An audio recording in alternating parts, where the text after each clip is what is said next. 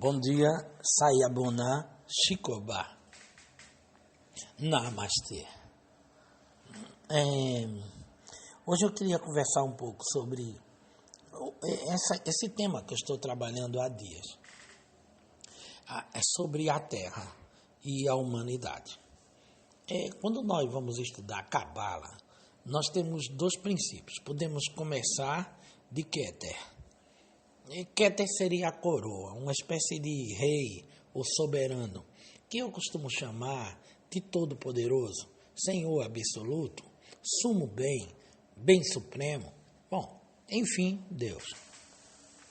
A grande pergunta é porque, se perguntaram se Deus é aquele que não tem forma, mas cujo verbo se transforma em carne para se fazer entre nós, então o que temos são emanações.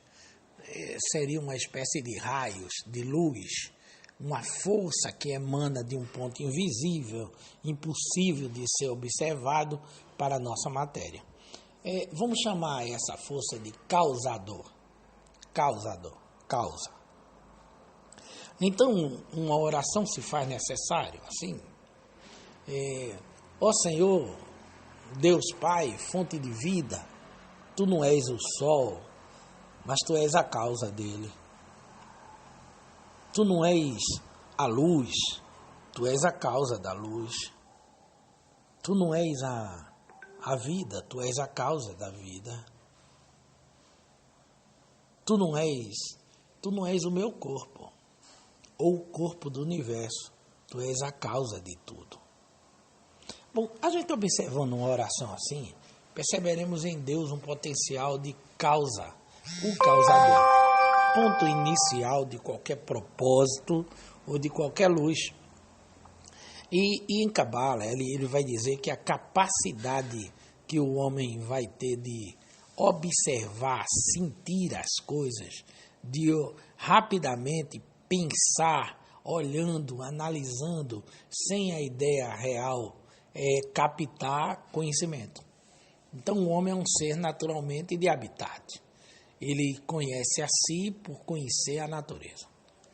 Então, aquelas teorias de ontem, onde um pensador escraviza a natureza, o outro separa mente de natureza, nós levaremos a sério. Mas vamos ficar pegados na filosofia espiritualista, presos a uma ideia, uma condição filosófica. Nós fazemos parte absoluta da natureza, seja ela terrena, seja ela cosmológica, seja ela universal, seja ela espiritual, seja ela em que nível for, quântica. Fazemos parte da natureza. A natureza, nós estamos dentro da natureza. A natureza é a mãe do homem. Ao falar do espírito, que utiliza o corpo de homem, estamos falando de uma inteligência além de terra, além de natureza, além de cosmos. Mas que essa inteligência foi criada exatamente em um ponto impossível de a gente medir.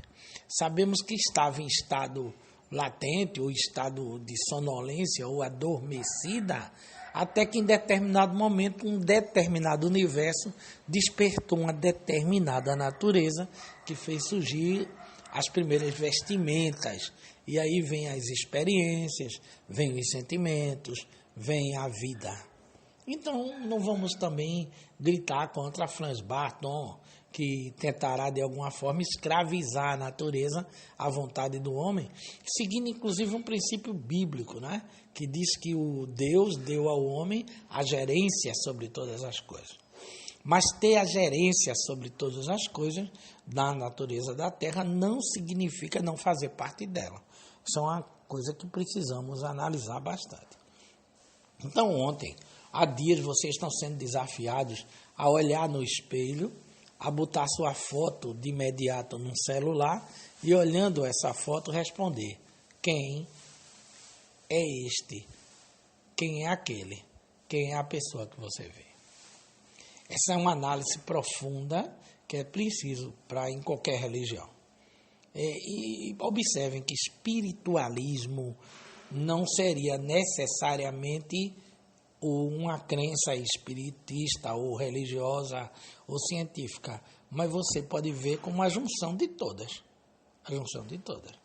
Né? A junção de todas. A junção de todas elas, unidas por um único princípio.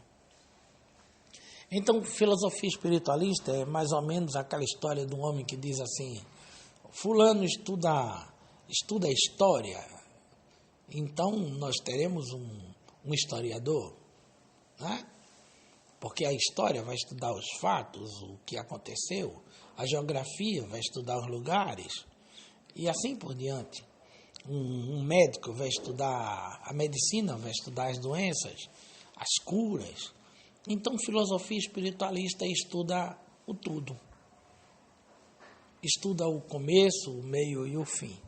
Ela quer entender como veio, como está e para onde iremos. E com isso, teremos que nos agarrar a princípios importantes. Princípios como... E aí deixo claro com vocês princípios como filosofia, que é uma espécie de espiritualidade. É uma crença que cabe todas as religiões, todas as crenças possíveis, todas as culturas, todas as formas e raças. Porque estamos falando de algo que é total, absoluto. Então, se é total, absoluto, não podemos separar mente de corpo e não podemos separar espírito de matéria. Essa é uma definição que a filosofia espiritualista vai me trazer naturalmente. Mas vai dizer que tudo o que acontece na matéria é energia. A matéria é energia. E o espírito está como uma mente dentro dessa energia, que é a primeira vestimenta no plano terreno. Aí vejam que interessante. O corpo então não morre, o corpo se transforma.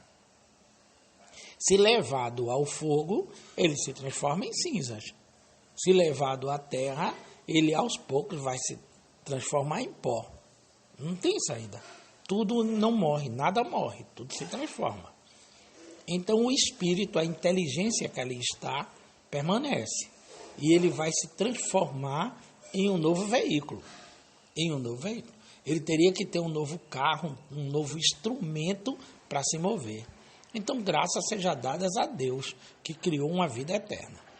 Com isso, vamos separar algumas coisas aqui no meu bom dia, né? Se eu fosse religioso, eu levaria a sério a palavra inferno, paraíso. E vocês diriam, por que eu levaria a sério? Porque, deixa eu dar um exemplo. Um mundo de gente quer comer num lugar onde ninguém tem braços. E todos querem sacudir a boca dentro de um grande balde. E aparece um homem só com um braço. O que deve este homem fazer? Então, cada um homem desse deve levar, né? O homem deve pegar a colher ou o instrumento e levar comida para a boca de todos. Mas enquanto esse homem não apareceu, todos queríamos comer com a boca a mesma comida, no mesmo prato. E isso é o inferno. Isso seria o inferno, né? Isso seria o inferno. E, de outra forma, seria o paraíso. O que seria o paraíso é quando esse homem chega e começa a dar de comer boca a boca a todos. Volto daqui a pouco.